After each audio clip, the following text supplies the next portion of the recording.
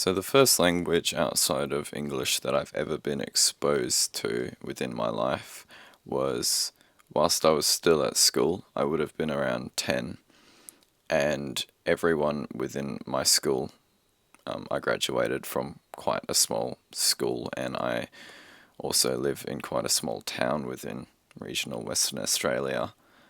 Only 2,000 people live here, so not that many people. In terms of having options for different language classes, that was not available. So basically, every single class at one point, through being at the school, would have had to encounter Japanese at one point. So we had a native Japanese teacher. He was the only Japanese person I knew and who I'm aware of living in my town at the moment, which is kind of crazy. But that was how I'd say not only myself but most of the people who graduated from my school were introduced to languages outside of English as well. Now, I don't think any of us were particularly interested in Japanese culture or the language beforehand. We were quite young. I'm not sure if I mentioned, but I believe I was only 10 at the time, so it was something relatively new to all of us. But just from my memory of how the language was taught and the system that was used to, actually help us understand the language more was super ineffective. And, I am confident that I'm not the only one saying that after 6 years of having language classes in Japanese for 2 hours basically every week I was in school, I don't have anything to show for it. Coming from that experience alone, not having any external connection to Japanese outside of school from that point. And it was quite frustrating, seeing all that time go down the drain. I don't think the Japanese teacher would have been very happy either to know that not only back then when I graduated, when I left school, when my class stopped engaging with Japanese after a certain year level. It's like we came out of the school that was supposed to teach us these things, and none of us had anything to show for it in regards to Japanese. You could take any other subject, and we would probably have come away with some level of knowledge, some level of qualification. But with Japanese, and I guess on a larger scale, speaking about any language outside of English, we realistically came out with nothing to show for all our work. I think I did the math at one point, and it was around at least over 400 hours worth of study over that 6 year period of 2 hours basically every week. I'm not sure about the specificity. I'm pretty sure it was 400 or 480 hours, roughly, we would have had engaging in Japanese class. Granted, all of us were attending school on that day. And yeah, just to think all of that time was invested into studying, the traditional language approach.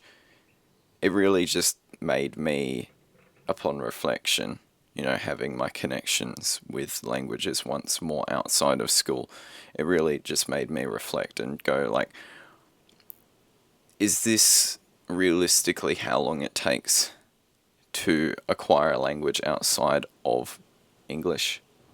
Like, Is everything else just so hard? Are we just stupid? What's the underlying reason in why we're not making progress? Is it the teacher's fault? What is it? And the saddest thing is, this isn't just something that happened with me. This is something that happens wide scale across basically most, if not all, schools and universities, educational institutions across the world. Is maybe not to the degree of Japanese or something with such difficulty in comparison with English, being such a different language.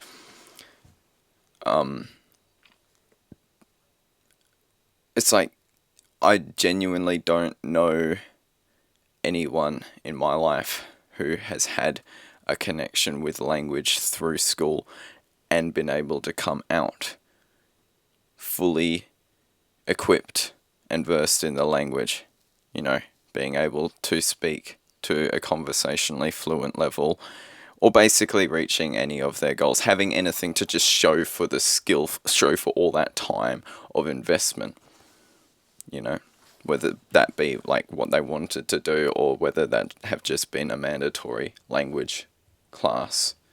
It's like, we didn't have to attend mandatory English class before the age of 4 or whenever you went to school. There was no mandatory nature for acquiring English. We just did, and we're able to speak it. Maybe not to the level in which we do now, but even at that age, I'm sure most of us would have been at least competent in understanding a lot of what our language has within it. And then, just with time, we've been able to get to these levels in where we can articulate our thoughts more deeply. And we never, outside of literally learning how to read and write, and what else did I do in English class growing up?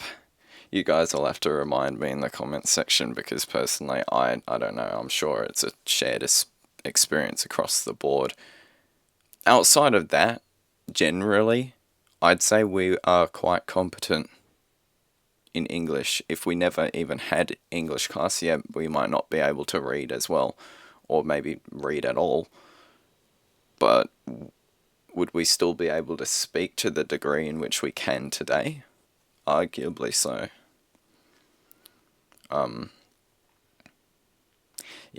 I guess that's something that I'm still unsure about. It's just a matter of our connection to the writing system was a very integral and important aspect of English class within the first few years. But then after that, it's like, did we still focus on spelling?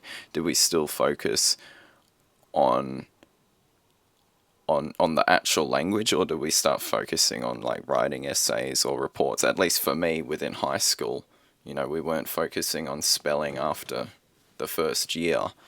We just basically locked in on writing up essays in response to other stuff and thinking more deeply within the language. But, that's something that we could have done in any other class. I think it was just more specific to creation with like deeper thought to do with like texts and stuff that just so happened to be in English. There's not really any other class I feel like could have embodied those specific like tasks in which we carried out, doing those specific assignments. Anyways, back to the point. It's like, after those first few years of me being in school, like, I built up my ability to read, to write, and I'm sure you did as well. So it's like,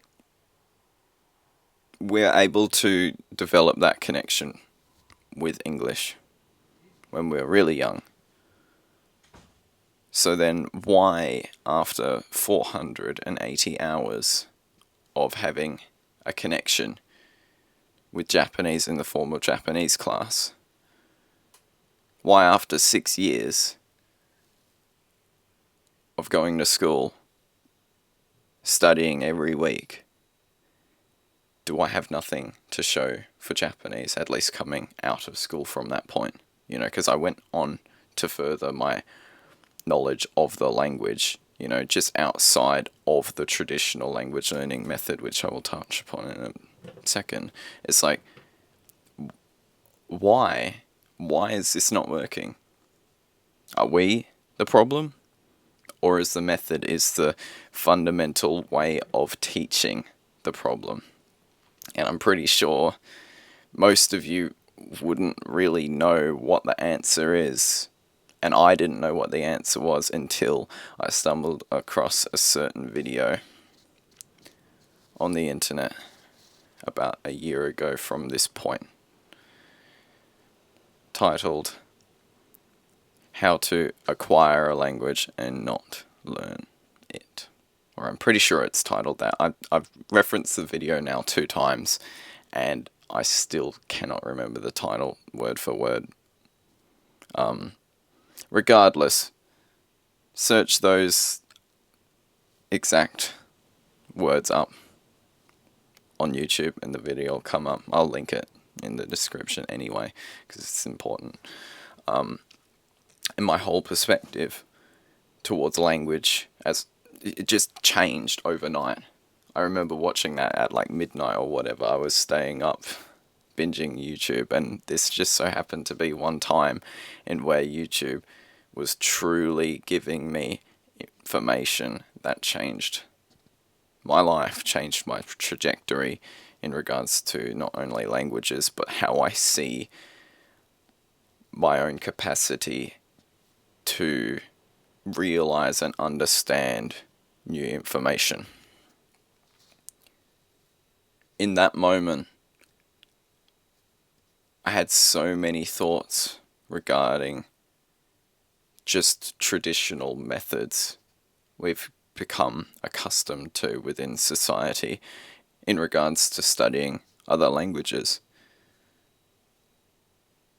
And none of it made sense to me. It's like, why are we studying in this way? Why are we dismissing the first few years of our lives, you know, growing up and speaking our mother tongue to such a fluent and competent level? So why are we not doing the exact things that we did? You know, we don't have to be babies again. Why aren't we just taking the logic of what we did and realizing that through school, realizing that through university, realizing that through fucking language apps and all this other information in regards to language? Why doesn't it push forward a method more realistic to how we actually understand language?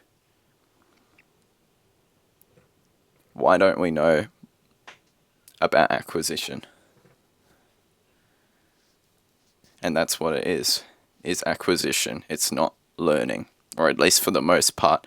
A lot of the language learning method is actually acquisition.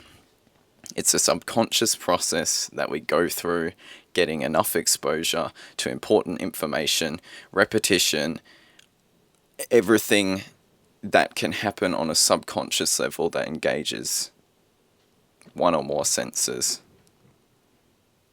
And our body opens up, not literally, but in regards to neuroplasticity, if you're aware of that phenomena at all. Our body quite literally changes and undergoes change in order to be able to comprehend, to be able to understand information, to be able to make sense of the world around us. And we've been acquiring information ever since we were born. So why do we go to school, go to university, go on a language learning app, go on fucking Duolingo, and learn languages? Why don't we just base everything off of the way that we were supposed to go about language from the very start, from how we understood it as babies. Why is Duolingo and the school system and the universities so blissfully ignorant to the idea that we had a lot of repetition? You know, not in the form of reading it, in the form of watching it within the world around us. And no, we cannot just bring that reality before us. But at least in this day and age, we have so much content on the internet to engage with that is directed for people who are already native, who already understand like I go onto YouTube, I watch a video in English, it's designed for me. Don't you think someone else is watching that video not being able to understand everything, not being a native, fluent English speaker? Maybe someone watching this video as well will fit that description. They're acquiring this language through getting exposure to what I'm saying, through getting exposure to different modes of communication, and being able to make sense of it. Not everything, and it still takes a very long time, as it did when we were babies. However, those people become fluent. They become capable. They don't stay in this eternal purgatory of not being able to understand the language, not being able to realize their potential.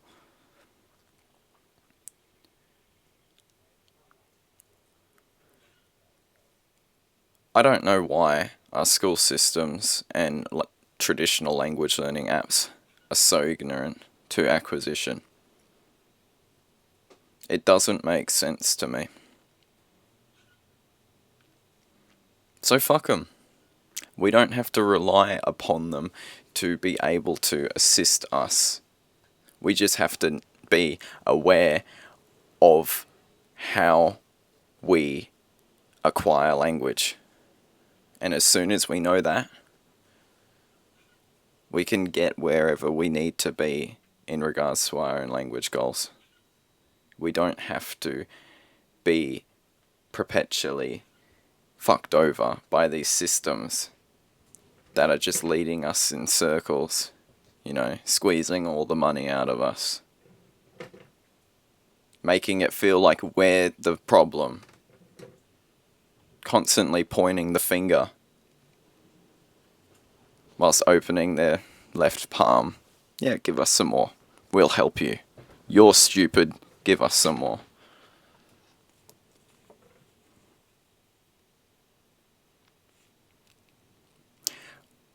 Why do these systems do this? It's only making our world go backwards. I fail to even want to know. Like, I genuinely don't care anymore. And I'm not trying to change the world, because these systems, it will take a really long time for them to realize what the fuck's going on. Realizing that, oh shit, our whole approach in teaching students how to learn languages has been stupid and rigged from the very start. And not effective. Or at least not effective for someone whose goal is to become conversationally fluent and capable in understanding the target language. So how do you do this? How do you do exactly what I'm articulating? Well, it's literally as simple as understanding the logic of acquisition and being able to apply it into our day-to-day lives. So, let's think. Acquisition, once again, what is acquisition? It's our ability to subconsciously comprehend foreign information through the process of neuroplasticity, and where our senses to the outside world, usually one or more, are picking up on a certain unknown variable and being able to connect it and make sense out of it. That's how we learn language. That's how we learn language in regards to nouns as well.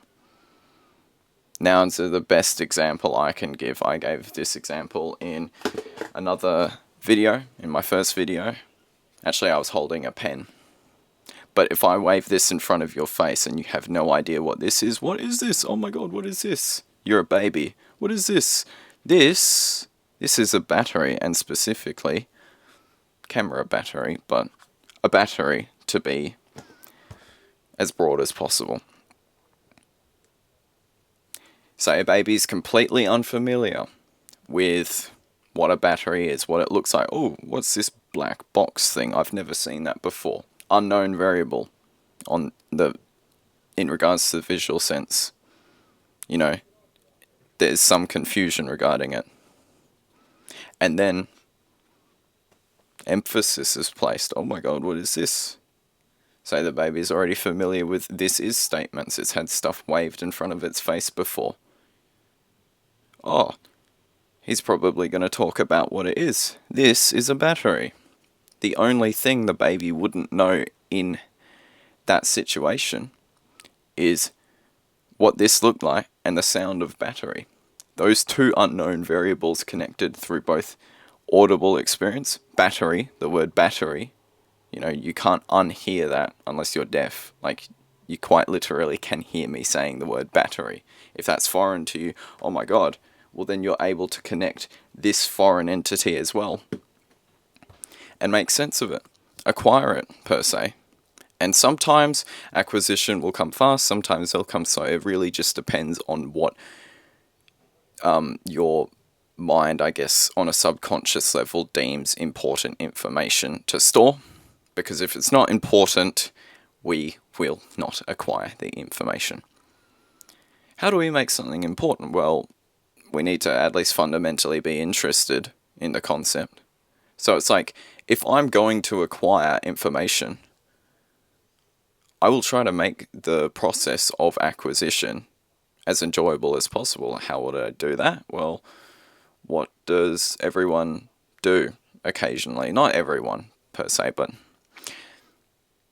like, we have exposure to the internet now. We have exposure to movies, we have exposure to the news, we have exposure to TV, we have exposure to YouTube videos, we have exposure to so many different forms of both visual and audio-based content in which we can engage with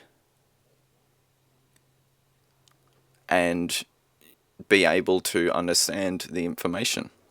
Simply because, you know, we're English speakers. But, you know, the same applies for basically anyone using any other wide-scale language ever. It's like, there's still news in the language, there's still videos in the language, TV shows, movies in the language. They can still understand it all. And it's like, if we go into a new language trying to watch that content, yeah, it might be hard. I guess the best thing you can do is to watch stuff that's more akin to your level. And no, this doesn't mean to just watch purely kids shows and bullshit like that. If you want to, you can. For example, when I started learning Mandarin Chinese, this only lasted a month, so don't think I'm still doing it. Although I definitely want to go back to Mandarin. It's quite a fascinating language to me. I was watching Peppa Pig at the start.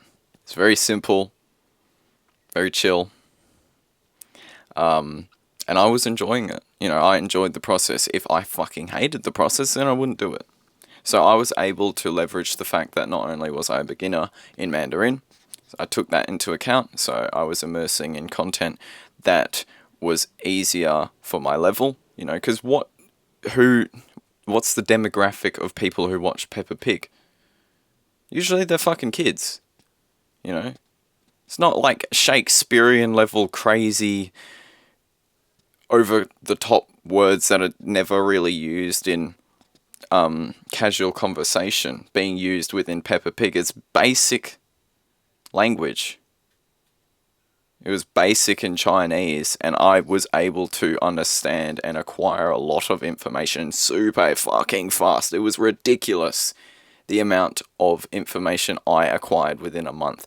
Within a month, I was able to just speak the language, and I think in the language quite a lot. Am I fluent in Mandarin? Fuck no. But I can use the language to a very, very basic level, and I can comprehend it without needing English translations. If I'm watching Peppa Pig, for example, I probably, maybe every 2 sentences, I would understand most of the words. It depends on how long everything is and the context. But needless to say, it's like through that experience, not only was I leveraging my interest, and because when I'm interested as well, my brain's going to deem that information important. It's going to deem it like it's arousing some kind of satisfaction. So inherently, based on that interest, you're more likely than not to just acquire the information at an accelerated rate than if you were eternally suffering, watching something that you don't like, trying to acquire the information from a language that way. In my opinion, I can't base this on fact, because at the end of the day, acquisition and comprehensible input are all theories. However, I trust that you can logically think deep enough to be able to discern and think, you know what, actually that makes sense. It's not proven in science, however, it's something that is an observable phenomena, and thus I implore you to use your own logic and come to your own conclusion about these concepts. So, it's like, if I'm enjoying something, I will likely want to learn and acquire the information, both on a conscious and subconscious level, more.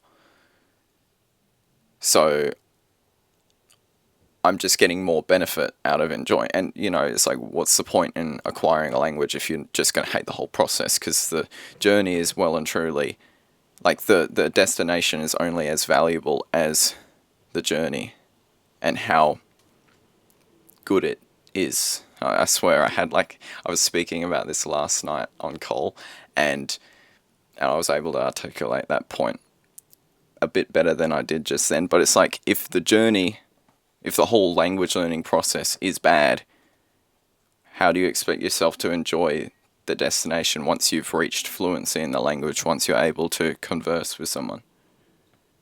You probably won't stick around to that reality, because it will just be eternal suffering. And maybe that won't happen in all cases, but it's like, you wouldn't be watching this video right now if you didn't have some kind of problem with language, or maybe not just specifically a problem, maybe just more inclination to know about language and how understanding it actually works. So, trust me, trust the process of acquisition, trust the process of immersing in content that has comprehensible input.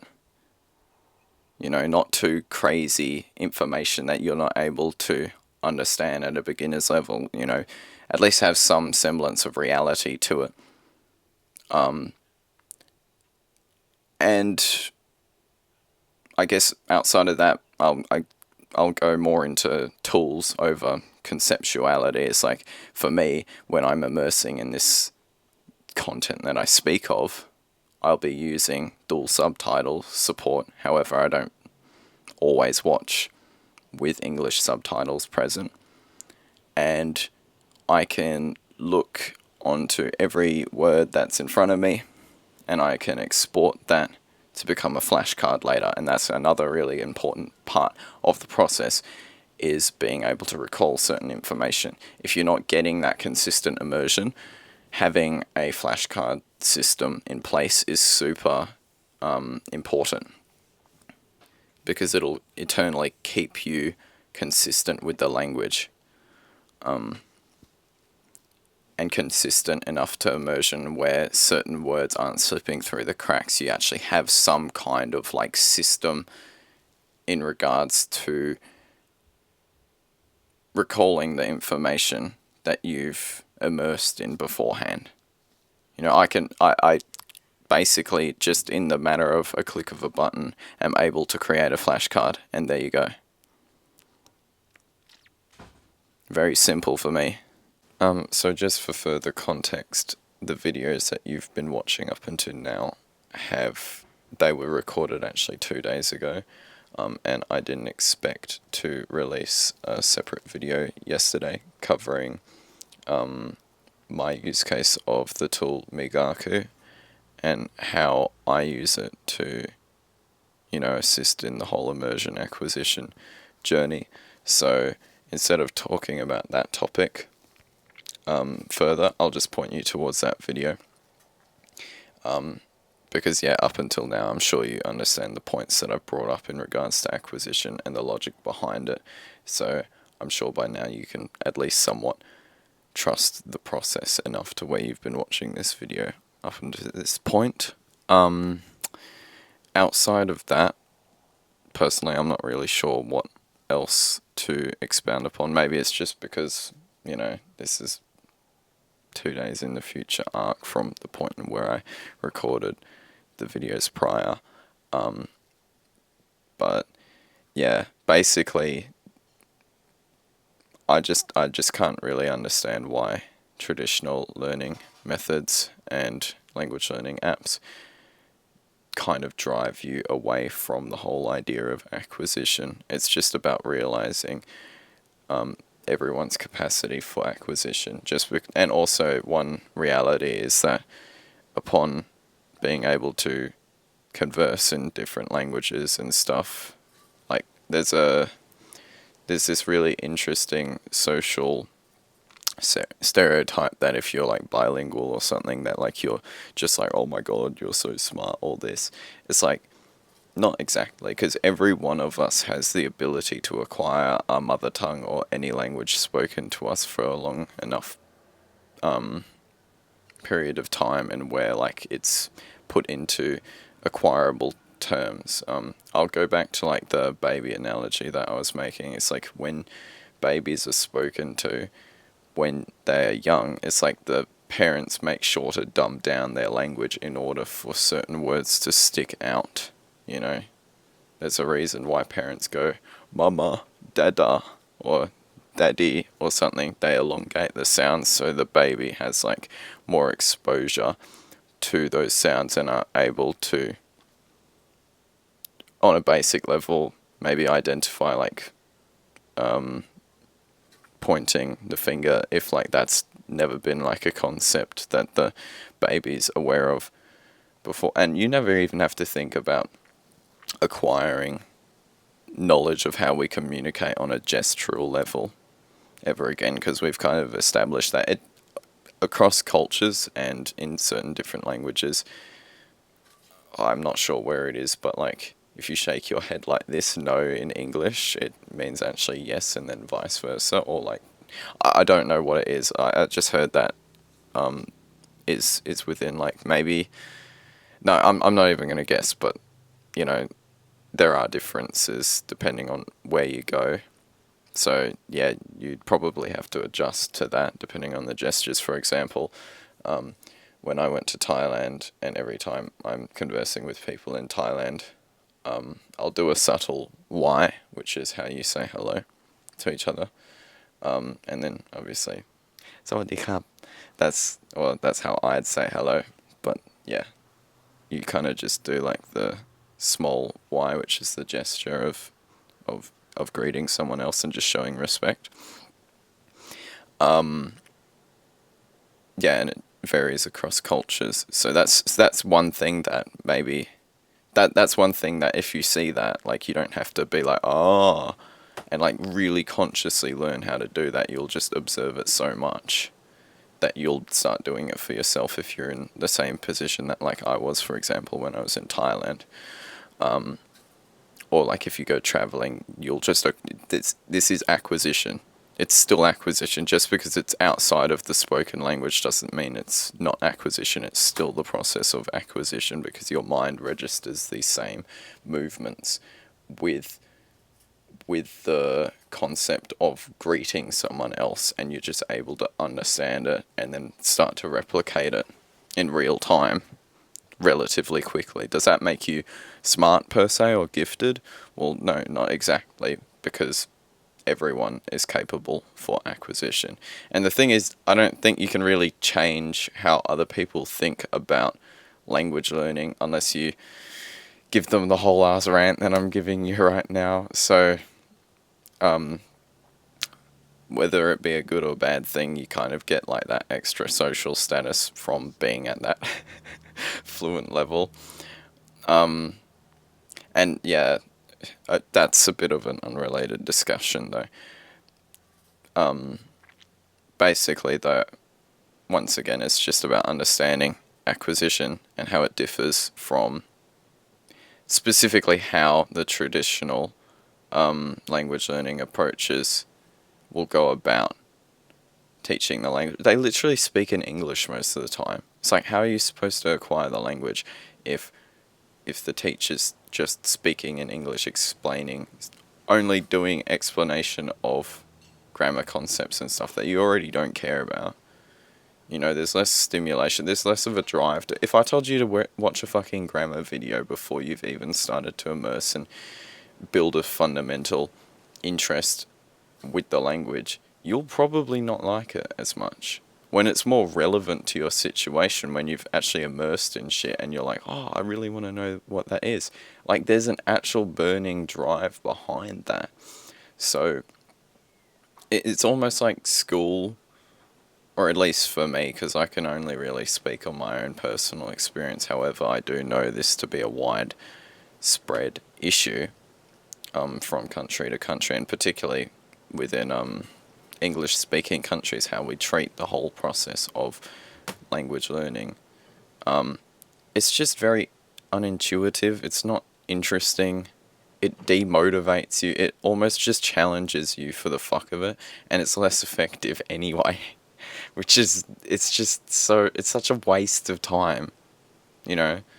I'm not even gonna lie, if we substituted like the whole fucking process of me being in Japanese class for like 480 hours with predominantly watching like fucking Japanese anime or TV shows or the news or movies in Japanese with like I'm still not sure how we do it as like a widespread class, but like engaging with stuff and pausing and allowing for that acquisition to take place, you know, by having exposure to maybe dual subtitle support and stuff like and and it would be like watching something like that's supposed to be the enjoyable activity, you know. And once you've engaged with that actually as a fundamental means to begin acquiring, your interest behind grammar is going to go up like crazy as well.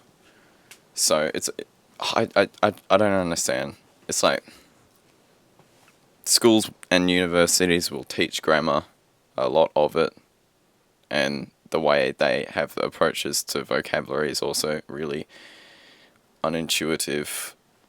It makes sense. Like, I've heard, like, there's vocabulary lists and stuff grouped together, like, learning all the colours together. Like, it sounds logical, but it's not. It's not how we acquire information. You didn't acquire all the colour spectrum at one given point in time within your life. You know, you would have just had words associated with certain things depending on their importance, and then maybe you would be allowing your mind the opportunity to acquire that information. You know, it's not such a linear process in the way that traditional language learning kind of pushes that agenda and denies that reality of us just going about our lives as babies, coming across something new and going, oh, and it might be completely unrelated from the thing learnt before and then after, or acquired before or after. It doesn't matter because that's not a bad thing. You don't then end up going, oh shit, well you just shouldn't have acquired that, you should have learned it like this. Like, no, it's not how we learnt shit as, it's not how we acquired shit as babies. Why we gotta consciously study and learn it in this way? It's very counterintuitive. So, yeah, I hope you can just generally understand what I'm getting at within this video, and definitely check out my other videos. The one that I released before this, I'll probably link right here as well, or in the description. Yeah, I'll just pop it up now, and you can click on that if you're interested in the whole immersion approach and how I, particularly in the example of last video, used Chinese when I was immersing in Chinese content to acquire the language. And you can conceptually apply that to literally any language. It's not because everyone goes through the language acquisition process. So it's not fundamentally different outside of, obviously, grammar and structure and understanding of how you apply philosophical meaning to different words and ways of saying things. But that's a bit unrelated. That's more applicable to languages like Japanese and possibly even Korean, or like languages that like the grammar differentiates from quite a lot.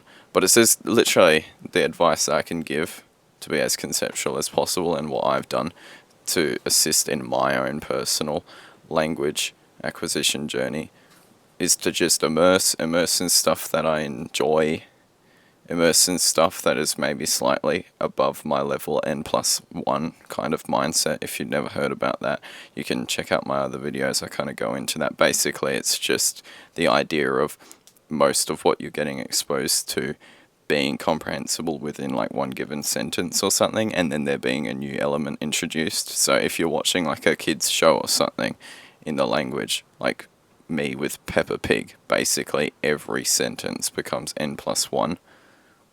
And if it's not N+1, I already know everything that's being said in Chinese, as that example particularly.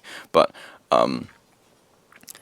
yeah, no, it's really exciting as well. I never thought I'd be having fun immersing in something like Peppa Pig to be able to actually acquire a language at an accelerated rate beyond, that consensus that you need to study to be able to fucking know and understand the language. The funniest thing is you only end up ever learning about the language and not learning the actual language and getting it within your system, not being able to acquire and fully understand how it works and how to use it yourself.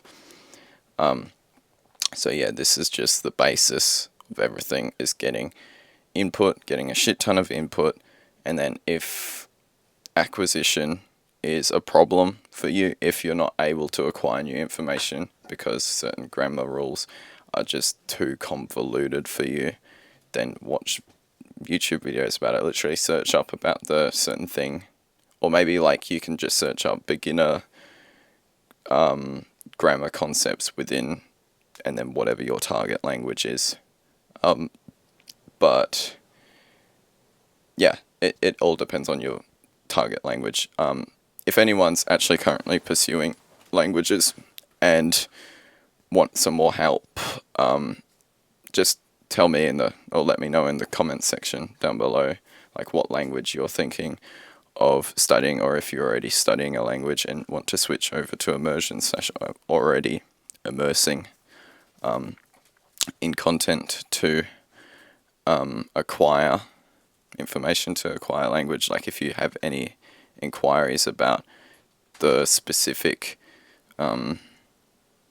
like the best YouTube channels, the best YouTubers on like I really am only familiar with Chinese, Japanese, and I think Thai YouTubers who assist with like grammar.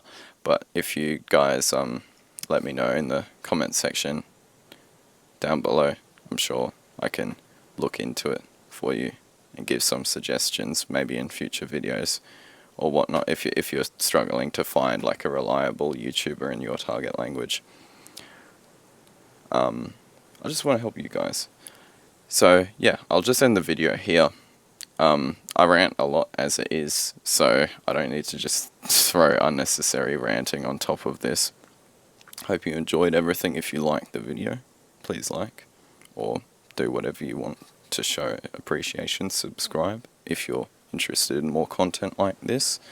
And this has been Ark. I'll catch you in the next one.